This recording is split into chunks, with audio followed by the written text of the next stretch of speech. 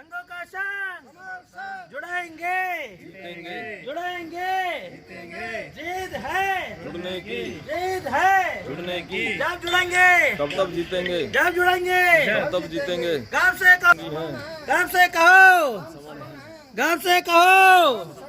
अरे सेल्फी ले रहे थे क्या?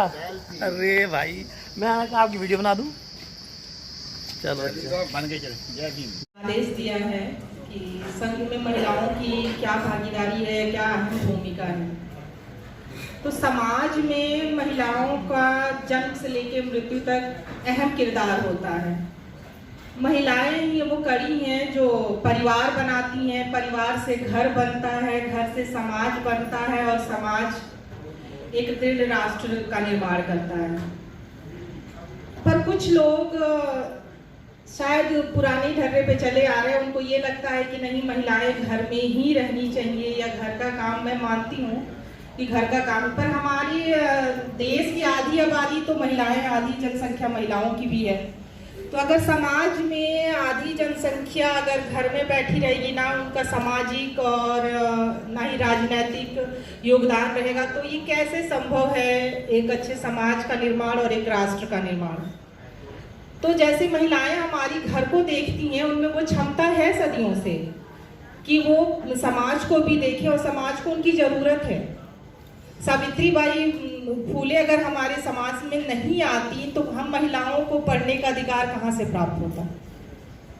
सिर्फ ये कहने के लिए कि रानी लक्ष्मीबाई ने ये किया, उन्होंने ये किया, इन्होंने ये किया, हम क्या कर रहे हैं? हम अपने घर की महिलाओं से क्या अपेक्षा रखते हैं करने की? करने को तो बहुत कुछ कर लेती हैं, पर उनको भी समानता का अधिकार मिले।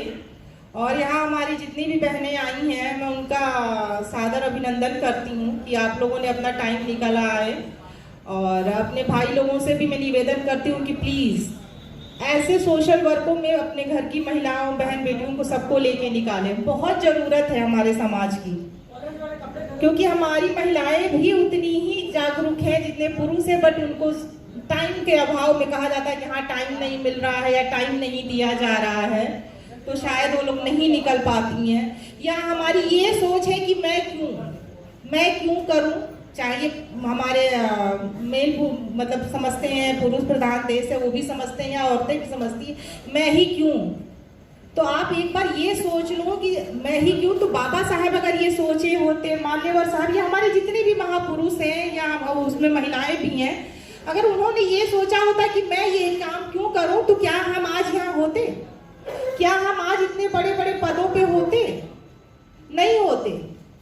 उन्होंने कुछ किया हमारे लिए, तो हमारा भी फर्ज बनता है कि हम भी बाहर निकले, समाज के लिए, अपने बच्चों के लिए कुछ करें, ताकि हमारे बच्चे भी हमारे जैसे ही आज़ादी में सांस ले सके।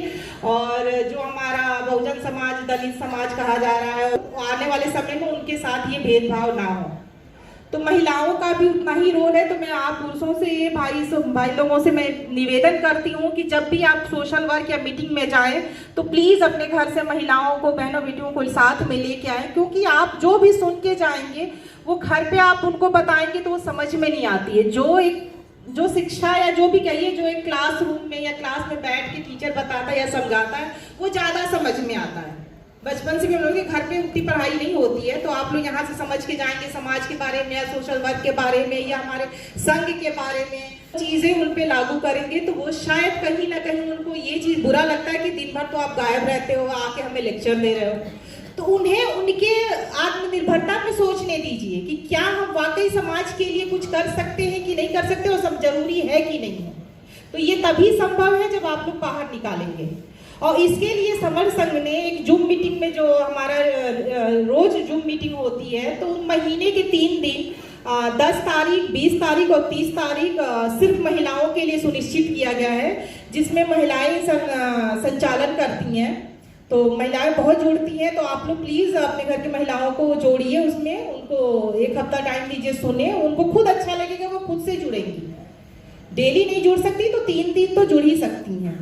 तो मेरी रिक्वेस्ट है, अपील है कि कृपया आप लोग प्लीज़ महिलाओं को भी अपने साथ जोड़िए, और जहाँ भी जाइए साथ लेके जाइए। 1 दिन का है, और जैसे आप लोग सोचिए किसी फंक्शन में जा रहे हैं, तो ये भी हमारा संघ भी एक फंक्शन ही है। तो हमें मिलके इसको करना है। अगर मेरी बात बुरी लगी है तो क्षमा चाहती हूँ, संघ मुझे माफ करे। जय भीम, नमो बुद्धाय। साधु साधु। अतेंद्र कुमार सर, पवन मूल निवासी सर, पवन मूल निवासी सर। थोड़ा सा हम लोग हल्की हल्की ताली भी बजाते रहेंगे तो लगेगा कि हमारा ध्यान यहीं पे है। साधुवाद sir. Doctor T R. Ambedkar sir. लोग साधुवाद में फंस गए। Doctor T B. अम्बेडकर सर।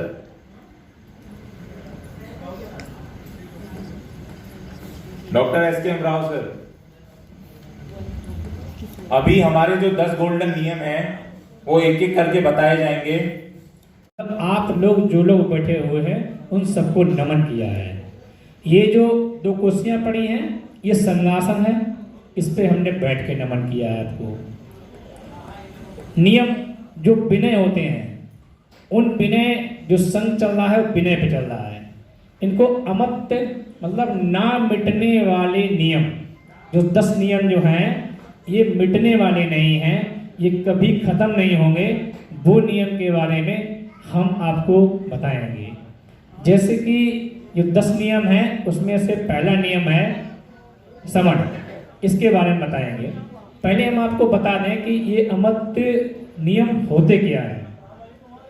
जैसे अगर आप शांत रहेंगे तो आपको समझ में आएगा।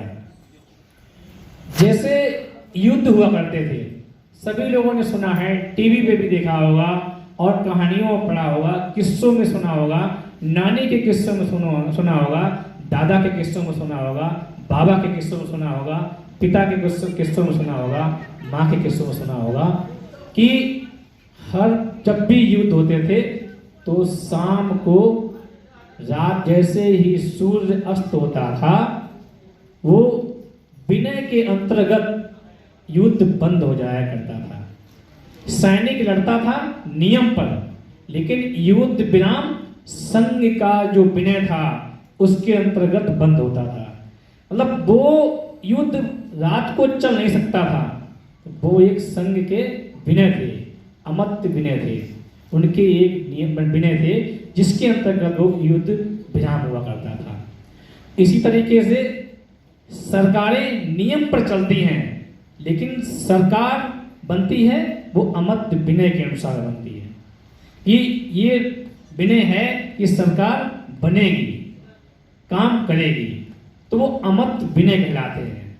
ऐसे ही संघ के अमत्य विनय हैं, न मिटने वाले विनय हैं कि संघ अगर कोई भी काम करेगा तो वो इन नियमों पर आधारित करेगा, इन नियमों के अनुसार करेगा, इन नियमों के साथ करेगा, इन नियमों को मानते हुए करेगा। तो इसलिए ये समण संघ के अमत्य नियम बनाए गए, या ये कहें कि ये पूर्व में ही बने हुए थे, सिर्फ इनको आपके सामने रखा गया। वो संघ ने, कोई हमने नहीं रखा है, कोई किसी व्यक्ति ने नहीं रखा हुआ है। यहाँ पर बैठे हुए हजारों करोड़ों लोग जो संघ में हैं, उन्होंने इस नियम को हाउस के माध्यम से पास करके यहाँ रखा है। ये नियम पहले से ही थे। उनमें से पहला नियम है कि केवल समण ही इस संघ में प्रवेश कर सकता है। मतलब केवल समण, जो समण होगा वो ही इस संघ में आ सकता है, इस संघ में बैठ सकता है, इस संघ में चर्चा कर सकता है, इस संघ में अपनी बात कर सकता है, अपने नियम ला सकता है, अपनी आइडियोलॉजी को पास करवा सकता है, अपने कोई अधिकार के लिए लाता है तो वो उसमें ये सब रख सकता है। लेकिन वो सिर्फ समण होना चाहिए। और समण क्या होता है हम आपको इसके बारे में बताते हैं। ऐसे व्यक्ति जो कि भारत के अंदर ही पैदा हुए थे और भारत के अंदर रहते हैं, जो बाहर से आया हुआ उल्टा व्यक्ति जो चारों तरफ से दूसरे देशों से या कहें कि हमारे महाभारत के अलग देशों से आया हुआ व्यक्ति जो होता है वो बमण होता है, बाहर का होता है। हम उसकी चर्चा भी नहीं करते हैं, हम सिर्फ समण की चर्चा करते हैं और समण यहाँ बैठकर चर्चा करते हैं और अपनी बात कहते हैं। अब आप कहेंगे कि ये सब तो समझ में नहीं आ रहा है। आप इसके इतिहास पढ़िए, इतिहास की किताबों पढ़िए, जो हमारे लोगों ने अपने आधार पर किताबें लिखी हैं उनको पढ़िए। जो विदेशी लोगों ने खोज की थी, जो कि भारत में आए थे, उन्होंने भारत के बारे में लिखा है, उन किताबों को पढ़िए, उसमें आपको ये समण शब्द की पूरी व्याख्या मिलती है कि समण कौन थे। चंद्रगुप्त मौर्य काल में जो मेगस्थनी आया था, उसने भी लिखा है कि इस भारत के रहने वाले सिर्फ 7 प्रकार के लोग हुआ करते थे और उनको समण कहते थे। और उस समय कोई भी जाति व्यवस्था नहीं थी, कोई भी व्यक्ति किसी को जात के नाम से नहीं पढ़ता था, सिर्फ उसके नाम से पढ़ता था। जैसे हमने कहा मेरा नाम समण अत्येंद्र है, ठीक। पहले जब हमको नहीं पता था तो हम कहते थे कि मेरा नाम समण अत्येंद्र फलाना है, ढिमाका है, ये है, वो है। लेकिन आज जब हमको मालूम हो गया कि हम समण हैं, तो हमने अपने नाम के आगे लगाया है, हमने नहीं लगाया है, संघ के हजारों लोगों ने लगाया है इस समण। वो हम आज समण हैं, वो आइडियोलॉजी आज हमको पता चली है, हमको मालूम हुआ है, वो है समण। और वही व्यक्ति इस संघ में प्रवेश कर सकता है, वही व्यक्ति इस संघ में आ सकता है, वही व्यक्ति संघ में रह सकता है और अपनी बात कर सकता है। दूसरे व्यक्ति का कोई अधिकार नहीं है और हमें अपनी बात समझाने का अधिकार भी समण से ही है। इसी के साथ अगर हमसे कोई बात कहने में या गलती हो गई हो या कोई ऐसी बात कह दी हो त्रुटिपूर्ण हो, उसके लिए मैं संघ से क्षमा मांगता हूँ। संघ मुझे माफ़ करे, संघ मुझे माफ़ करे, संघ मुझे माफ़ करे। संघ नमामि, संघ नमामि, संघ नमामि। साधु साधु साधु।